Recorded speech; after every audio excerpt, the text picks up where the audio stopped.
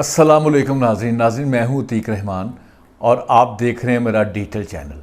नाज़रीन, गुजरांवाला में city housing के अंदर ईद के अयाम में 4 नौजवान एक गाड़ी में मुर्दा हालत में पाए गए और गाड़ी की लाइट्स भी ऑन थी और कुछ लोग कहते हैं कि गाड़ी स्टार्ट थी, लेकिन मोस्टली लोग ये कह रहे हैं कि किस तरह हो सकता है। और मेरी अक्ल भी ये बात नहीं मानती कि 4 के 4 नौजवान जो हैं वो इकट्ठे ही गाड़ी के अंदर मुर्दा हालत में पाए जाएं।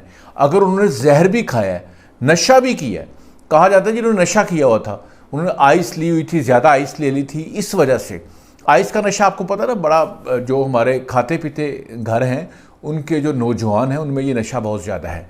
तो मैंने भी इस पे बड़ा सोचा है, तहकीक की है, उनका पोस्टमार्टम भी हो गया है और पंजाब फोरेंसिक लैब को उनके नमूने भेज दिए गए हैं कि ताकि तहकीक की जाए कि इनकी जो मौत है वो क्यों वाक़या हुई। वो रिज़ल्ट तो भी आएगा, लेकिन इसमें मुख्तलिफ़ क़ियास राइयाँ हैं कि ये किस तरह मरे, ये किस तरह हो सकता है कि अगर उन्होंने नशा भी किया हो तो एक गाड़ी के अंदर वो एक वक्त में सारे मर गए हों, या वो बच्चे जो हैं, जो नौजवान बच्चे हैं, वो अगर उन्होंने जहर भी खाया हो तो वो सेम टाइम में कि किसी एक को गाड़ी खोलने का मौका ना मिला हो, वो बाहर ना गिरा हो गाड़ी से कि मैं मर रहा हूँ। इतनी तो सेंस होती है ना, मरता मरता भी बंदे, कई दफ़ा किसी को फायर लगे, मौत मरता मरता भी बंदा जो होता है उठ के खड़ा होता है, वो मुज़ामत करता है। लेकिन ये क्या अजीब किस्म की स्टोरी है और ये अजीब वाक़या है। मैंने अपनी ज़िंदगी में इस तरह का एक्सीडेंट और इस तरह की मौत जो 4 लोग इकट्ठे मुर्दा पाए गए हैं, मैंने पहली दफ़ा देखा है। मैंने इस पे बड़ा सोचा है, तो मेरा जहन ये कहता है ठीक है नशा किया होगा, ठीक है जहर भी हो सकता है खाया हो, लेकिन मेरा ज़ाती ख्याल है कि ये लड़के जो हैं ये अपनी गाड़ी में हलाक नहीं हुए, गाड़ी में बिल्कुल हलाक नहीं हुए। इन लड़कों को किसी और जगह पे इनका इंतकाल हुआ है। ये मुर्दा हो चुके थे पहले से, इनको वहाँ से पकड़ के गाड़ी में बिठाया गया। इन 4 को इस तरह किया गया है, मुझे ऐसे सीन लगता है कि जैसे 3 लड़कों को पीछे बिठाया गया है और 1 लड़के को आगे बिठाया गया है और एक बंदा गाड़ी ड्राइव करके वहाँ लेके आया, जिसने गाड़ी स्टार्ट ही छोड़ी है, वहाँ लाइट्स ऑन की हैं और वो जो पीछे 3 लड़के थे उनमें से एक को आगे ड्राइविंग सीट पे शिफ्ट कर दिया और वो चला गया।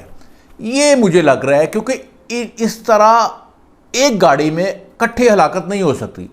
मेरा ये चैलेंज है, मैं ये सोच रहा हूँ, इस पर मैंने बड़ा काफ़ी गौर व खौज किया है सारे इसके फैक्ट्स पे कि वहाँ पे जो लोग थे जो गवाही दे रहे हैं कि हमने पहले देखा था, वहाँ गार्ड जो सिक्योरिटी गार्ड थे वो आए थे, लेकिन मेरा ख्याल है कि इनकी अगर ज़्यादा नशा करने से भी हलाकत हुई है तो वो इस गाड़ी में नहीं हुई, वो किसी और जगह पे हुई है और बाद में गाड़ी को इधर शिफ्ट किया गया। और अगर वो नशे में जहर था, जहर भी खाया, तो ये कहीं और इनका जो है ना वो इंतकाल हो चुका था, ये फौत हो चुके थे, ये दुनिया से जा चुके थे।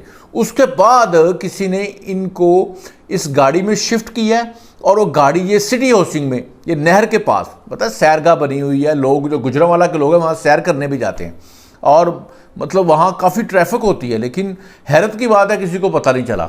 और गार्ड जिन्होंने देखा उन्होंने ये पॉइंट देखा कि 4 लड़के एक गाड़ी में, एक ड्राइविंग सीट पे है, एक साथ वाली सीट पे है और 2 पीछे हैं, वो मुर्दा हालत में पाए गए हैं। लेकिन ये इस तरह हो ही नहीं सकता कभी, आप जो मर्जी कर लें, जिस तरह भी हुआ है, इन्होंने नशा किया है ज़्यादा या इन्होंने जहर खाया है या इनको किसी तरह से मारा गया है, ये मरे किसी और जगह पे हैं और मरने के बाद इनको गाड़ी में बिठा के कोई इधर छोड़ के गया है और ड्राइविंग सीट पे एक नौजवान को बिठा गया। ऐसे हो ही नहीं सकता ना, ज़रा मज़ामत ना की गई हो। तो ये जब भी नतीजा आएगा आप देख लीजिएगा, इसकी तहकीकात होंगी तो यही बात निकलेगी कि इन्हें किसी और जगह पे मारा गया है। तो हमने देखना है कि इसकी जो तहकीकात हैं वो कहाँ तक आती हैं। और दूसरा, आपको पता है कि जहांगीर तरीन के भाई आलमगीर तरीन, उनका भी इंतकाल हुआ है और उन्होंने ख़ुदकशी की है और मतलब वो ख़ुदकशी से पहले उन्होंने एक तहरीर लिखी है, उस तहरीर में उन्होंने अपनी बीमारी का जिक्र किया है कि मुझे स्किन का प्रॉब्लम है, इसलिए मैं इस दुनिया से जाना चाहता हूँ। उन्होंने अपने आप को, ये मुल्तान सुल्तान के मालिक भी थे, आपको पता है, मतलब पहले उनको लोग इस तरह से नहीं जानते थे, सब ये जानते थे कि ये जो मुल्तान सुल्तान है ये अली तरीन की है, ये जगीर तरीन की है, लेकिन असल मालिक उसके जो हैं ये आलमगीर तरीन थे। और आलमगीर तरीन जो है उसने तहरीर में लिखा है कि मेरे मरने के बाद मेरा जो ज़ाती मुलाजम है इसको तंग ना किया जाए, क्योंकि मैं अपनी मर्ज़ी से अपनी जान को ख़त्म कर रहा हूँ, क्योंकि मैं बीमारियाँ जो उनसी हैं ना, वो बीमारी जितनी मुझे 2-3 बीमारियाँ उन्होंने गिनवाई हैं, जिसमें स्किन का जो मसला है ना वो थोड़ा सीरियस है, लेकिन वो भी डॉक्टर्स कहते हैं वो काबिल इलाज है, वो ठीक हो सकता है। लेकिन ये देखें कि जो एक अमीर आदमी है जिनके पास बड़ा पैसा था, और हैरत की बात उन्होंने ये हरकत क्यों की, लेकिन उनके मरने के बाद एक उनकी मंगेतर भी सामने आई हैं कि उसने एक टीवी इंटरव्यू में कहा है खातून ने कि मैं और ये शादी करना चाह रहे थे, तो हमने बस शादी करनी थी थोड़े दिनों तक, तो उन्होंने शक का इज़हार किया है कि इनको शायद मारा गया है। लेकिन अभी तक जो पुलिस ने तहकीकात की हैं और जो पुलिस का वो जितना भी डाटा मिला है, जितने भी उन्होंने शवाहिद इकट्ठे किए हैं, उनमें अभी तक ये मतलब ख़ुदकशी ही ज़ाहिर हो रही है। देखें, ये अशराफिया जो होते हैं उनका जीना भी जो है वो बड़े लेवल का होता है, और मरना भी आपको पता है वो बड़े लेवल का होता है। उसमें हम तो जगीर तरीन साहब से मतलब ताज़ियत ही कर सकते हैं, और ये जो उनके दुख के लम्हात हैं उसमें उनके जो सोगवार हैं इतने वो, उनमें उनके हम उस पर अफसोस कर सकते हैं कि अल्लाह ताला उनको सब्र दे। लेकिन इसमें भी पुलिस की तहकीकात जो हैं वो अभी तक जारी हैं। अब देखते हैं इन दोनों केसों में पुलिस कैसी तहकीक करती है। इसके अलावा भी आपको पता है कि आफात आई थी, जो पाकिस्तान के कुछ नौजवान जो हैं वो बाहर जाना चाह रहे थे, डंकी लगा के वो इटली जाना चाह रहे थे, तो आपको पता है वो कश्ती जोनसी है वो समंदर बर्द हो गई, उसमें बहुत सारे पाकिस्तानी नौजवान जो हैं वो हलाक हो गए, और कुछ बचे भी हैं। उनमें से एक जो है वो टीवी पे उसका इंटरव्यू देख रहे थे, और वो हालात बता रहा है किस तरह से कश्ती जो थी वो डूबी है और मैं किस तरह से मैं बचा हूँ। तो ये बाहर जाने के लिए डंकी लगा के इस तरह से गैर कानूनी तरीके से बड़ी देर से ये सिलसिला राइज है, मुरवज है, और इसमें 50-50 चांस होते हैं कि बंदा बच गया तो पहुंच जाएगा, वरना नहीं पहुंच सका। इसलिए वालिदैन को चाहिए बच्चों को बाहर भेजें, ठीक है उनकी ख्वाहिश है बाहर जाना, लेकिन उनको कानूनी तरीके से बाहर भेजें। कानूनी जो तरीके हैं वो भी बहुत ज़्यादा हैं, उनको भी कभी फॉलो कर लिया करें, और उन तरीक़ों से भी आप उनको बाहर भेज सकते हैं। और आप देखें आजकल जो सियासत पे जो मैं इतना फोकस नहीं कर रहा, मुझे लोग जो हैं वो सवालात करते हैं, मेरे मतलब कमेंट्स के अंदर पूछते हैं जी आप जो हैं इमरान खान के बड़ा ख़िलाफ़ हैं। तो मैं उनको बताना चाहता हूँ मैं इमरान खान का बहुत बड़ा मतलब इमरान खान का बहुत बड़ा फ़ैन था, और मैंने कभी किसी से हाथ नहीं मिलाया था, लेकिन इमरान खान वाहिद बंदा था जिससे मैंने हाथ मिलाया था। और ये वो बात है जब मैं स्टूडेंट लाइफ थी, पाकिस्तान टेलीविज़न पे मैं भी जाया करता था, तो वहाँ ये वो टीवी जो न्यूज़ में जो आपको करंट अफेयर के शोज़ भी तो पीटीवी पे होते हैं, तो वहाँ पे मैंने इनसे हाथ भी मिलाया था, इनका हालचाल भी पूछा था, इनको खाना भी ऑफ़र किया था कि आपको चाय पिलाएं, खाना खिलाएं, लेकिन खान साहब जल्दी में थे और निकल गए। तो मेरी एक ही पॉलिटिशियन से कभी मुलाकात, बाकी मैं किसी पॉलिटिशियन से कभी मिलता नहीं हूँ। तो कुछ लोग कहते हैं ख़िलाफ़ क्यों, मैं बेसिकली मुनाफ़क़त के ख़िलाफ़ हूँ, जो हिपोक्रेसी है।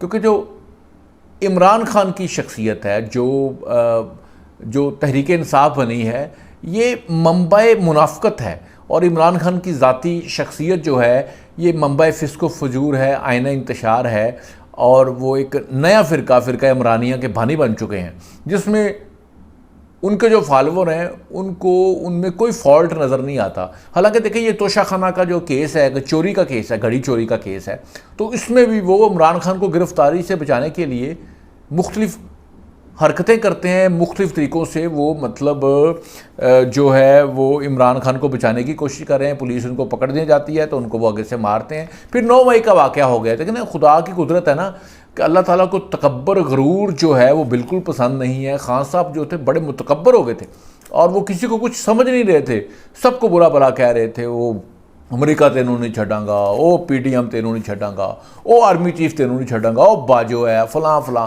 यार बहादुरी तो वो होती है, खान साहब अगर बाजवे को, जनरल बाजवा साहब को अगर जब वो आर्मी चीफ थे उस वक्त उनके सियासत में इंटरवीन करने पे उनको सस्पेंड करते तो मैं उनके साथ होता। मैंने बड़ा काम किया। देखो नवाज शरीफ ने भी जो परवेज़ मुशर्रफ को सस्पेंड किया था, और मुझे यही उसकी बातें अच्छी लगती हैं।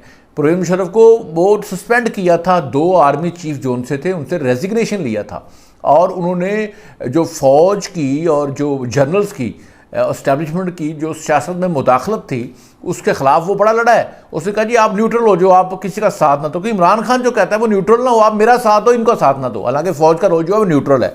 तो इमरान खान ने जो हरकत ये कर दी, अब 9 मई को आप देखिए एस्टैब्लिशमेंट तो आपके बैठ गई है सर पे। अब ये 30-40 साल जान नहीं छोड़ेगा आपके, मतलब उनका पीडीएम भी लगी हुई है, सारे इदारे सब जो उनके साथ हैं, तो है भी तो ठीक, क्योंकि उनके साथ हुई भी तो ज़्यादती है। अगर आपको उनसे इख्तलाफ है तो उनके घरों पे हमला तो नहीं करना आपने। उसका तरीका है आपने आइन के तरीके से उनको अपने बैरक्स तक लेके उनको जाना है कि आप वापस चले जाएं, आप सियासत में मुदाखलत ना करें आइनी तरीके से। आप अगर मुझसे आपको कोई इख्तलाफ है तो आप मेरे घर पे हमला कर देंगे, ऐसा नहीं हो सकता। आप कानूनी तौर पे मुझसे मेरा इख्तलाफ दूर करेंगे, मेरे साथ बहस मुबासा करेंगे, कानूनी कार्रवाई मेरे खिलाफ करेंगे, तो फिर ही वो ठीक होगा ना। तो ये जनाब जो इमरान खान साहब ने तोशाखाना केस में, मुझे लोगों ने कहा ये है क्या तोशाखाना केस, तो मैं इसका भी बता दूंगा आपको। जो तोशाखाना केस है उसमें क्या हुआ है तोशाखाना में कि इमरान खान ने खुद ही कानून बनाया 50% दें और बाकी आप ले जाएं चीज़, लेकिन जब उन्होंने तोशाखाना से घड़ी ली है तो वो कानून 50% का बनाया था, पैसे 20% के दिए हैं, और दिए भी कैश की शक्ल में। और कैश की शक्ल में किस तरह दिए, बाद में पैसे दिए, पहले तोहफा बेचा है, उसमें से दिहाड़ी लगाई है, और बाद में पैसे 20% जमा करवा दिए हैं। और ये असल में ये रॉन्ग डूइंग है।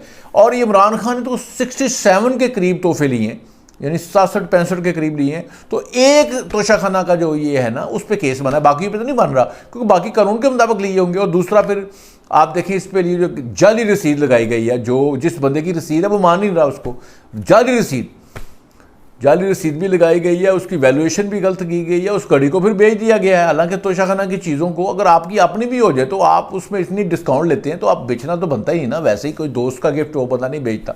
इसलिए देखें ना आप इमरान खान साहब जो हरकतें इन्होंने तोशाखाना का पूरा केस स्टडी करें, और जज साहब ने कह दिया ये काबिल समात है। अब देखिए सुप्रीम कोर्ट में ये चले गए और उधर इनको आपको पता है रिलीफ मिल रहा है बड़ा। तो आप देखिएगा कि ये जो इमरान खान साहब दूसरों को कहते हैं जाली रसीदें, कैबरी फंड, मतलब तलाशी दो, ये सारी बातें इस तोशाखाना केस में इनके खिलाफ लगेंगी, क्योंकि इन्होंने फटी लगाई है, दिहाड़ी लगाई है, और भी बड़े तोहफे हैं। अभी तोहफे और भी आएंगे कुछ जो गैर कानूनी काम हुआ है। तो आप देखें इंशाल्लाह मेरा ख्याल है कि कानून अपना रास्ता बनाएगा और इस केस में इमरान खान साहब बचेंगे नहीं, क्योंकि इलेक्शन कमीशन ने पहले से इनको नाअहल कर दिया हुआ है, मतलब कि आपने ये गलत रॉन्ग डूइंग की है। और इलेक्शन कमीशन ही जो है ना वो इस केस में मदई है और वो गया हुआ है। अब देखें जज साहब फैसला क्या करते हैं, और इसमें सुप्रीम कोर्ट का रोल जो है ना बड़ा अहम है। नाज़रीन आज का वीलॉग यकीनन आपको अच्छा लगा, अपने और अपने रिश्तेदारों का ख्याल रखिएगा। पाकिस्तान जिंदाबाद।